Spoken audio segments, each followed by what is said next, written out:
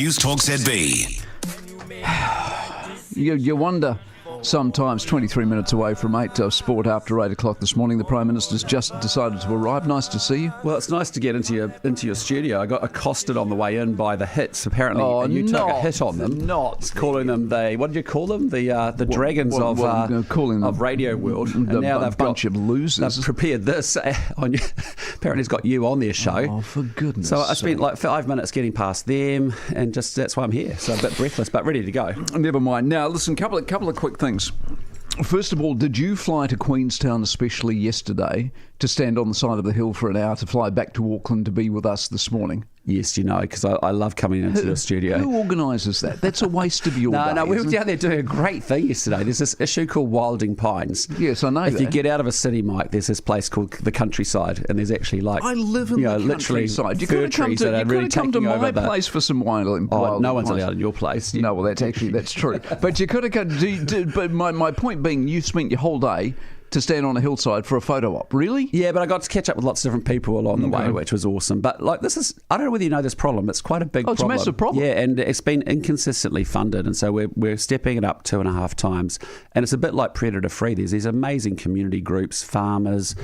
There's a whole bunch of councils doing some good stuff actually, and they all got working together on it, a bit like catchments and water quality, and so we just want to support that with some decent funding going forward. Let me play you that. I don't know if you've heard this because you've been in Queenstown. Let me play you this and see if you want. Tell me what's going on here. One horse-sized duck, because Christopher Luxon is a sitting duck, and we are coming for you. Who's that? It sounds like Ginny Anderson. It is Ginny Anderson. Now let me. What are they talking about? Well, that's a good question. What are they talking about? Let me play you this. Listen to this. I'm gonna take my duck to the old town pond. I'm gonna ride till I can't no more. I'm gonna take my duck to the old town road. I'm gonna ride till I can't no more. I got the duck in the back, and I'm gonna do a quack. His head is matte black, and the boots that match. Who's that? I don't know, but they don't sound well. Zaisha Beryl. Is it? But it's Little Nas and Billy Ray Cyrus, isn't it? Yeah. Country music. It's Labour Party media training. Well, look, I mean, I get a lot of media advice from lots of people, and I've never seen any media training like that in my life. But shouldn't they be focused on developing some policy or something? Wouldn't that be a novel idea? Does any of that bother you as we head towards the election? Well, it doesn't bother me because I'm focused on things that matter, like getting this budget sorted and making sure we take the country forward. So I think they should spend some time developing policy rather than... Are we a tax haven, and do you think that Albanese and what he's done in Australia puts us in a better position than we previously were? Well, I couldn't possibly comment on the domestic affairs of some other prime minister in some other country, but I think you're seeing that the disciplined, fiscal, responsible sort of approach that we're taking, given what we inherited, is actually the right one.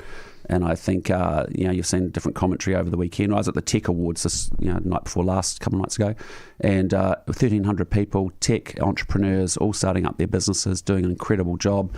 And we want to make it easy for them to do so. So yeah, we'll keep working on that. Budget Thursday, $2.1 billion. Yep. Given the pre-announcements that have been made, including your sojourn south to talk about Wilding Pines, is there anything left that's... I am taking you to meet a Wilding Pine. You're going to love it. Is there anything left to surprise us with on Thursday? Because 2.1's next to nothing to play with. Yeah, look, I mean, we've been tight on the operating allowance, as it's called. It's been very deliberate because we actually have to grip up the spending and make sure it's appropriate.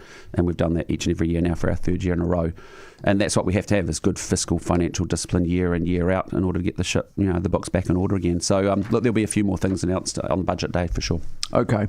The hard calls that we got last week, social housing, public servants, etc., that doesn't feel or sound like a traditional election year party promise, does it? Well, it's pretty clear at the beginning of the year you can't have a lolly scramble in the financial straits that we're in at the moment, and we're working our way through that. But on the public sector, changes and reforms we want there genuinely is, after 30 to 40 years, so many government agencies and ministries that are built up. I've actually mapped them all out on A3 sheet of paper, and it's just, there's a lot of them, right? And then you look at I look at Finland, I look at Singapore, I look at Ireland, those three in particular. And so that we know that there's a lot of duplication, and some of it doesn't make a lot of sense in the way that it's all hung together. It's just been a victim of history. So you've got to streamline that. Secondly, technology is a huge enabler for us to deliver much better service to the public with more effective service. And then a more efficient, streamlined place, and actually building a place that's future-proofed. I mean, imagine what the public service of 2040 is going to look like. Well, we should start that job rather than keeping the one that we've got from 1990. Explain to me the scrapette that was underway last week with Peters and MFAT. Why the down to 1%? Why the savings of whatever billion dollars it is? Why not just give people what they need or don't need? See, I would argue personally, I'm not an expert, but I would argue personally, we'd probably need more people on the ground in terms of diplomacy internationally to get out into the world. So therefore, why not give him more people and cut in departments we simply don't need? Look, I mean, all ministers want to get more resources, obviously, and we're holding the line pretty tight to say, look, there are some that we know we've got to make some investments in, particularly frontline services.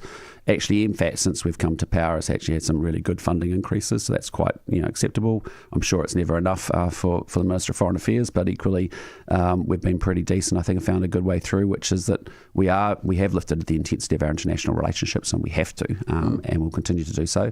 He's certainly got plenty of budget. I got a sense last week I know things are still tight in the economy. I get that. It's tight for all of us until this straight's open. But you were at the tourism thing.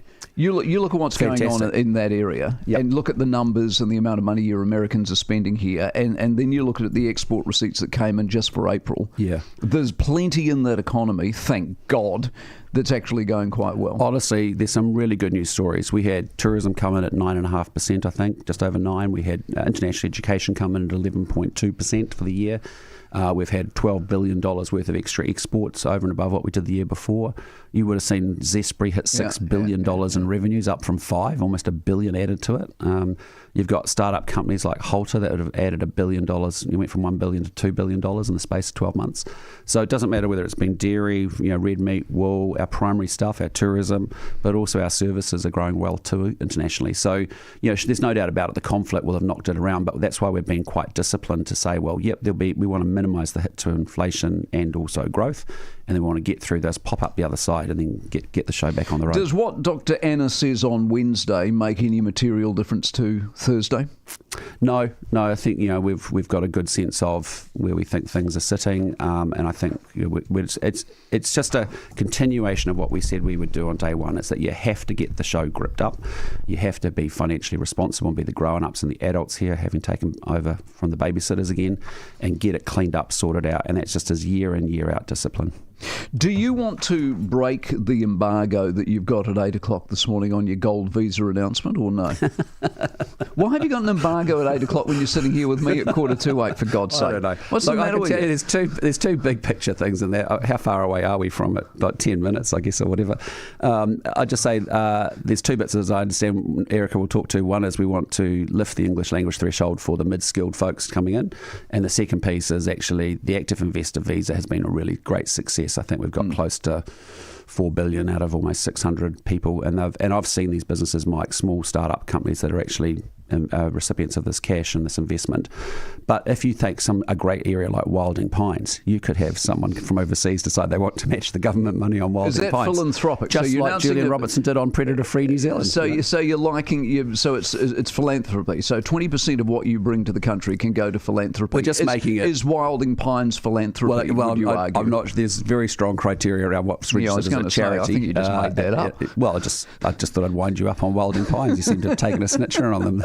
It's your last week before you go off on your holiday, and you sort of like. But the point is, so 20% can go to philanthropy. You've got to be tight around this, otherwise I'm just going to come in as a rich guy, invent a cause. No, it's got to be proper registered charities and all that detail. Right. Erica will reveal at 8 o'clock. Oh, fantastic. Now tell me about this. This is the other stupid story of the week. So Premier House. Do you live in Premier House in Wellington? When I'm down in Wellington, right? Yeah. Okay. So you've been doing the renos, and Labor's upset about the renos, and they're is Labor upset about it? Oh, I don't know. When they're not singing, they're upset about the renos. But there's no ducks in the pond there, is there? There is no pond there for listeners to know. There's nothing wrong with a pond. I've got a pond. Now listen. So the scaffolding and the roofing, I get all of that stuff. But it's suggested to me that you guys looked at repairing the furniture. Did you? I don't know. That's a DIA issue, honestly. I know when I got there was a big request for millions and millions of dollars to be spent on Premier House. There were some more pressing issues about roofs that needed to be repaired because I had a lot of new friends in the walls that I'd get to talk to at night time. A few things like that need to be fixed. So look, I mean, the team have done a great job. That they've just eked out. Does it look nice? Well, I mean, it's great. It's lovely. I'm very honoured and privileged to live there, Mike, when I'm down in Wellington. You sound uncomfortable. Does it look good or not? Is the furniture a bit crappy, is it? Would you have bought something else somewhere else? Well, you've got to understand the house hasn't been done up since 1989, 1990. Right. So the carpet had been stretched 7 times over 35 years. So, but look, honestly, the team have done a very good job, DIA, who worked their way through. Are you honestly bit by bit. telling me the DIA, the Department of Internal Affairs, walked into Premier House and they brought with them some glue and some sellotape and a couple of hammers, and they were going to take an armchair and try and repair it? Are you serious? I said my dad and my brothers and I could have a working bee, and for God's sake, and they've done it. Honestly, there's 2 good people there that just have worked their way very assiduously around trying to eke out some money to get a new roof. Then the weatherboards started to rot, so they need new paint for painting the house. That's ridiculous. That's what they've done, and they've done a great job. Have they? Yeah. Okay. Invite me around sometime. You're more than welcome if you ever leave Auckland. No. I'll show you a Wilding Pine too. No, I can't believe somebody paid money to print that. Well, I just can't believe I got accosted on the way in NZME for like What 10 happens minutes. to your security? How is it possible the Prime Minister can be approached by low-rent bogans like them and they're not taken out? Well, I saw them getting a bit itchy as they looked at Ben. You know, they thought, hello, here's trouble. All right. Nice to see you. Have a good see week. you too. You enjoy your month off? Is it a month off now? It's not a month When do I off. see you I'm going next? for a couple of days. It's like a long weekend. It's 12 minutes away from 8.